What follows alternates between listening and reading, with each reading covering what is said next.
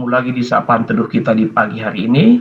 Sebelum kita merenungkan firman Tuhan, kita bersatu dalam doa. Kita berdoa. Terima kasih Tuhan atas hidup baru yang Kau limpahkan buat kami di pagi hari yang indah ini. Sebelum kami melakukan aktivitas kami ingin merenungkan bagian dari firman-Mu.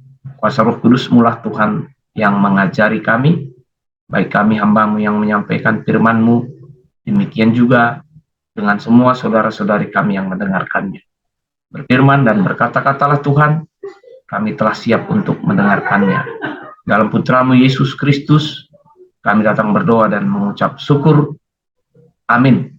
1 Korintus 13 ayat 9-10 sebagai renungan kita di pagi hari yang indah ini. Begini bunyinya firman Tuhan.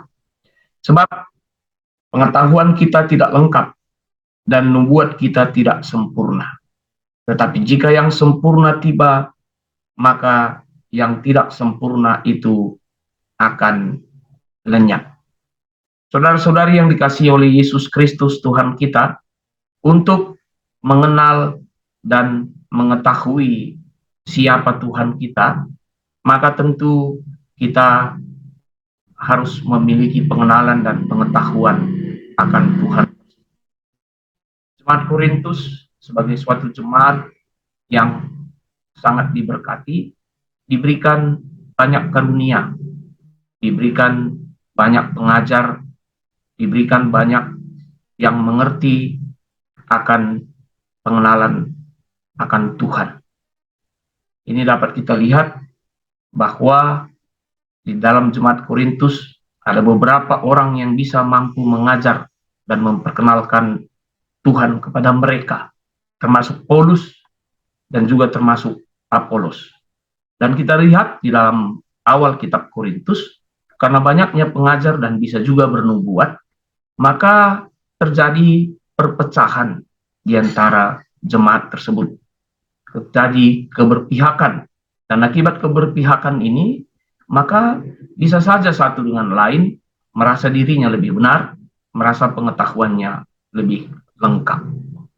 Hal inilah yang dikritisi oleh Paulus. Paulus tidak menyalahkan jemaat memiliki pengetahuan, memiliki pengajar, memiliki pengenalan akan Tuhan. Tetapi ketika pengajar, ketika penglihatan itu dan nubuat itu kita rasa paling sempurna, dan itu juga jalan kita untuk tidak menerima pengajaran yang lain, maka hal inilah yang menyebabkan bisa terjadi perpecahan. Hal inilah yang dikritisi oleh Paulus.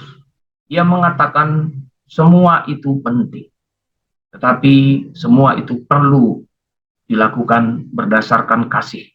Dan walaupun dilakukan berdasarkan kasih, maka pengajaran kita juga masih sangat terbatas. Hal inilah yang diingatkan oleh Paulus di dalam bacaan kita. Dia mengatakan, sebab pengetahuan kita tidak lengkap dan nubuat kita tidak sempurna. Tetapi jika yang sempurna tiba, maka yang tidak sempurna itu akan lenyap.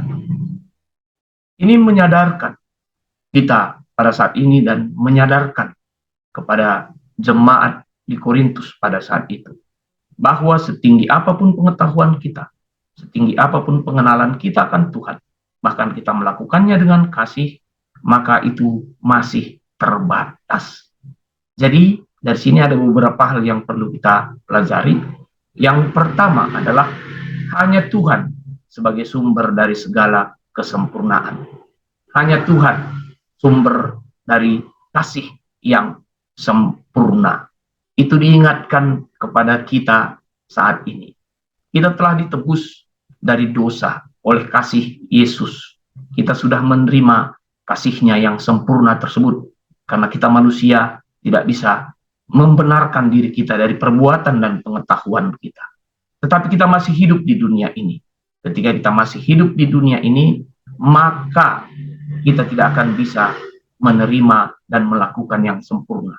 Dan kesempurnaan itu akan datang ketika Tuhan datang kembali. Itulah kasih dan juga pengetahuan yang sempurna yang ada di dalam diri Yesus Kristus Tuhan kita. Yang kedua, mari kita jangan merasa pengetahuan kita yang paling sempurna. Kita jangan merasa nubuat kita yang paling baik. Dan hal ini akan membuat satu dengan yang lainnya akan saling menghakimi. Satu dan yang lainnya menganggap dirinya paling benar, menganggap dirinya paling mengetahui segala sesuatu tentang Tuhan.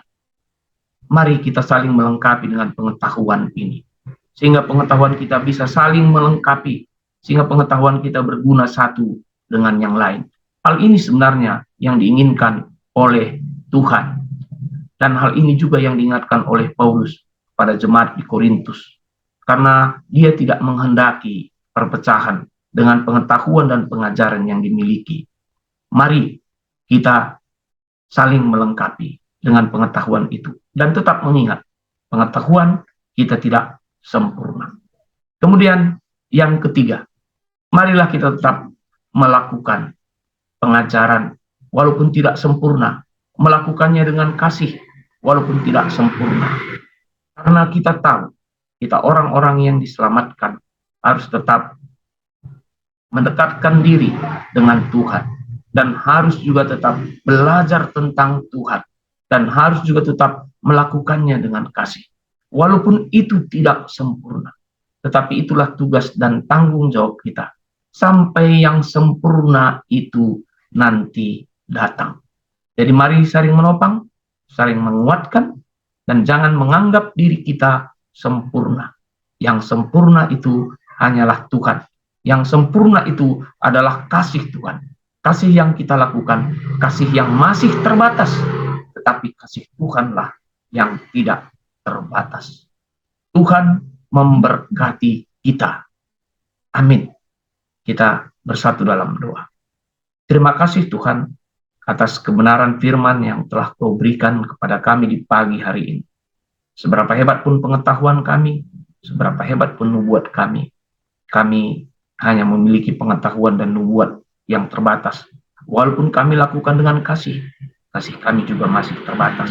Hanya Engkau-lah Tuhan yang memiliki kesempurnaan.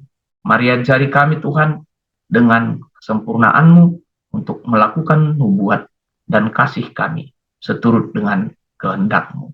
Bapa yang baik, pada saat ini juga kami berdoa buat daerah PI kami, yaitu Sintang, Skadau, dan Singkawang. Tuhan memberkati daerah PI ini. Tuhan memberkati hamba-Mu yang bertugas. Tuhan memberkati jemaat-Mu, Roh Kudus-Mu yang menguasai mereka, sehingga mereka dapat bertumbuh dan berkembang untuk memuji dan memuliakan nama-Mu. Kami juga berdoa buat jemaat di Pontianak.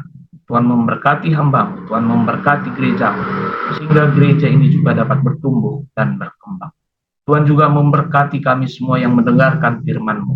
Sebentar Bapa, kami akan memulai aktivitas kami.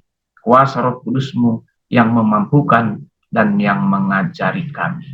Ini doa kami Bapa.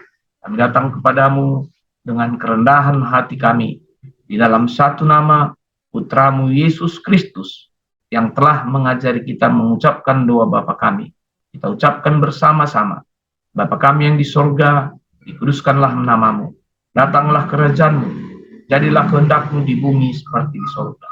Berikanlah kami pada hari ini makanan kami yang secukupnya, dan ampunilah kami akan kesalahan kami, seperti kami juga mengampuni orang yang bersalah pada kami. Dan janganlah membawa kami ke dalam percobaan, tetapi lepaskanlah kami daripada yang jahat, karena Engkau-lah yang punya kerajaan dan kuasa dan kemuliaan sampai selama-lamanya. Amin.